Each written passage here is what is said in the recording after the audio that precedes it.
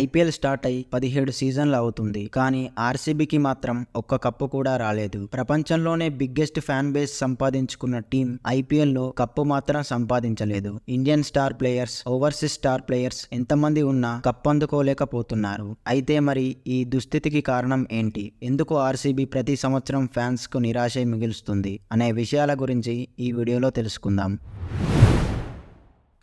ఏ team అయినా success అవ్వాలంటే team management players ని నమ్మాలి. ఈ విషయంలో ఆర్సీబీ మేనేజ్మెంట్ కొంతవరకు వెనకబడి ఉంది. ఎందుకంటే వాళ్ళ 17 ఏళ్ల ఐపీఎల్ లో ఒక్క విరాట్ కోహ్లీని తప్ప ఎవరిని పెద్దగా నమ్మలేదు. అఫ్ కోర్స్ వాళ్ళు ఏబీ డివిలియర్స్ ని కూడా నమ్మారు. బట్ టీంలో విరాట్ అండ్ ఏబీ ఇద్దరిని నమ్మితేనే టీం కప్పు కొట్టదు కదా. ముఖ్యంగా ఆర్సీబీ మేనేజ్మెంట్ ఇండియన్ కోర్ ని బిల్డ్ చేయడంలో చాలా విఫలమైంది. ఎస్పెషల్లీ బ్యాటింగ్ లో అయితే విరాట్ కోహ్లీ తర్వాత ఆర్సీబీ తరపున 1000 పరుగులు కొట్టిన ఇండియన్ బ్యాటరే లేడు. అఫ్ కోర్స్ వాళ్ళిప్పుడు రజాత్ పటిదార్, మహిపాల్ లోమ్రోడ్ లాంటి వాళ్ళను బాగా నమ్ముతున్నారనుకోండి, బట్ అది వేరే విషయం. కానీ ఆర్సీబీ గతంలో కేఎల్ రాహుల్, సచిన్ బేబీ, సర్ఫరాజ్ ఖాన్ మరియు శివన్ దుబే లాంటి వాళ్ళను అనవసరంగా నమ్మకుండా వదిలేశారు. ఈ డిసిషన్సే ఇప్పుడు ఆర్సీబీ వాళ్ళను చాలా నష్టపరుస్తున్నాయి.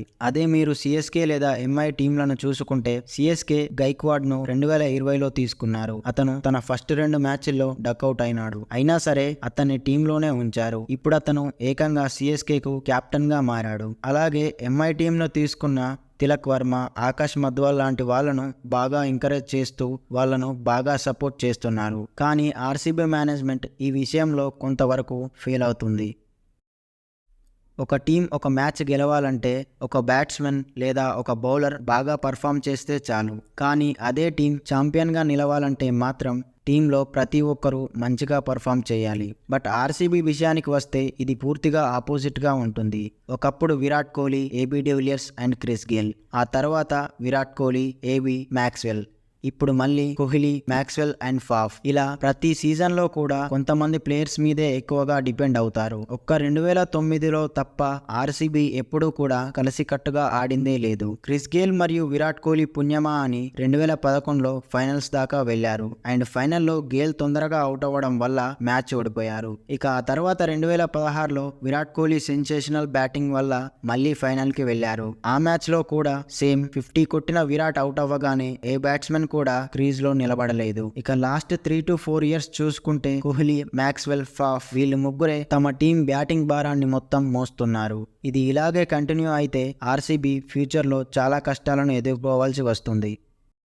ఐపీఎల్లో ఒక టీం ఎలా పర్ఫామ్ చేయబోతుంది అనేది వాళ్ళ ఆక్షన్ ప్లాన్ను బట్టి చెప్పవచ్చు. ఇన్ఫ్యాక్ట్ ఏ టీం అయితే ఆక్షన్లో బాగా పర్ఫామ్ చేస్తుందో అదే టీం ఎక్కువ మ్యాచ్ల్లో గెలుస్తుంది. ఇంకా ఆర్సీబీ యాక్షన్ విషయానికి వస్తే చాలా అంటే చాలా పూర్గా ఉంటుంది. అసలు 2024 ఐపీఎల్కి అల్జారీ జోసెఫ్ని 11 కోట్లు పెట్టి ఎందుకు తీసుకున్నారో ఇప్పటికీ అంతు చిక్కని ఒక పెద్ద ప్రశ్న. ఇక 2022 మెగా ఆక్షన్ విషయానికి వస్తే వాళ్ళు అసలు చహల్ని ఎందుకు వదిలేశారు అనేది ఇంకో పెద్ద ప్రశ్న. తార్ రోడ్డు లాంటి చిన్నస్వామి పిచ్ మీద బిలో 8 ఎకానమీతో బౌలింగ్ చేసిన చహల్ని వదిలేయడం వాళ్ళ చరిత్రలో చేసిన అతిపెద్ద తప్పు. ఇదే కాకుండా 2022 మెగా ఆక్షన్ సమయానికి శ్రేయస్ అయ్యర్ లాంటి Indian captain material batsmen auction లో ఉన్నాడు. అప్పటికి విరాట్ కోహ్లీ కూడా కెప్టెన్సీ నుంచి తప్పుకున్నాడు. అలాంటప్పుడు వాళ్ళు కెప్టెన్ గా శ్రేయస్ అయ్యర్ ను తీసుకోవచ్చుగా, కానీ అది కూడా చేయలేదు. ఇక ఆర్సీబీ ఆక్షన్ ప్లాన్ గురించి చెప్పాలంటే గత సీజన్ లో 3 లేదా 4 మ్యాచ్ల్లో బాగా ఆడిన ప్లేయర్స్ ను టీంలోకి తీసుకుంటారు. దానికి best example Cameron green. Last season లో ఎంఐ తరపున ఒక సెంచరీ చేశాడు. దీంతో అతన్ని టీంలోకి తీసుకున్నారు. అండ్ అతను ఈ సీజన్ లో ఎలా పర్ఫామ్ చేస్తున్నాడో నేను ప్రత్యేకంగా చెప్పాల్సిన అవసరం లేదు. ఆర్సీబీ ఫెయిల్ అవ్వడానికి ఒక ముఖ్య కారణం వాళ్ళ బౌలింగ్. మీకు ఒక ఇంట్రెస్టింగ్ ఫ్యాక్ట్ చెప్పనా? అదేంటంటే ఇప్పటి వరకు ఐపీఎల్లో ఆర్సీబీ బ్యాటర్స్ 1500 సిక్స్లు కొడితే ఆర్సీబీ బౌలర్స్ 1500 సిక్స్లు కొట్టించుకున్నారు. దీన్ని బట్టి అర్థం చేసుకోవచ్చు ఆర్సీబీ బౌలర్స్ ఎంతలా ఫెయిల్ అవుతున్నారో అని. ఏ టీం అయినా ఒక సీజన్లో తమ బౌలింగ్ బాగా లేకపోతే ఆ తర్వాత సీజన్లో వాళ్ళ బౌలింగ్ ని ఇంప్రూవ్ చేసుకుంటారు. బట్ ఆర్సీబీ మాత్రం ఈ విషయాన్ని పెద్దగా పట్టించుకోదు. ఇక ఆర్సీబీ స్పిన్ బౌలింగ్ గురించి మాట్లాడాలంటే వాళ్ళు ఎప్పుడైతే చహల్ను వదిలేశారో అప్పుడే వాళ్ళ స్పిన్ దళం దెబ్బతిన్నది. ముఖ్యంగా ఇండియన్ స్పిన్నర్స్ లేకపోవడం ఆర్సీబీకి పెద్ద మైనస్. ఇండియన్ ప్రీమియర్ లీగ్లో ఆడుతూ ఇండియన్ గ్రౌండ్స్లో మ్యాచ్లు ఆడుతూ మంచి స్పిన్ బౌలింగ్ అటాక్ లేకపోతే కప్ కొట్టడం అసాధ్యమే కదా. జనరల్ గా ఏ టీం కైనా తమ హోమ్ గ్రౌండ్ కంచుకోటలా ఉంటుంది, కానీ ఆర్సీబీకి మాత్రం ఇది రివర్స్ గా ఉంటుంది. ఇన్ఫాక్ట్ ఆర్సీబీకి చిన్నస్వామి గ్రౌండ్ ఒక పీడకల లాంటిది. వాళ్ళు ఇప్పటి వరకు ఆ గ్రౌండ్ లో 85 మ్యాచ్ల్లో ఆడగా 40 మ్యాచ్ల్లో గెలిచి 39 మ్యాచ్ల్లో ఓడిపోయారు. అదే సిఎస్కే టీంను చూసుకుంటే వాళ్ళు వాళ్ళ హోమ్ గ్రౌండ్ అయిన చిదంబరం స్టేడియంలో 67 మ్యాచ్ల్లో 48 మ్యాచ్లు గెలిచి కేవలం 18 మ్యాచ్ల్లో ఓడిపోయారు. ఇంకా ముంబై ఇండియన్స్ ను చూసుకున్న వాళ్ళు వాంకడేలో 81 మ్యాచ్ల్లో 51 మ్యాచ్ల్లో గెలిచి 31 మ్యాచ్ల్లో ఓడిపోయారు. ఇలా ఏ టీం అయినా తమ హోమ్ గ్రౌండ్ ను కంచుకోటలా మార్చుకుంటాయి, కానీ ఆర్సీబీకి మాత్రం ఇది సాధ్యం కావట్లేదు.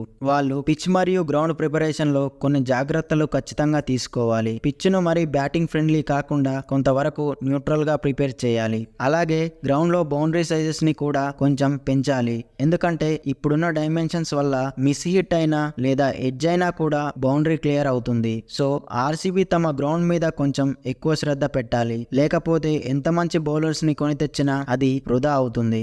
సో ఇవి గాయ్స్ ఆర్సీబీ ఫెయిల్యూర్ కి ముఖ్య కారణాలు.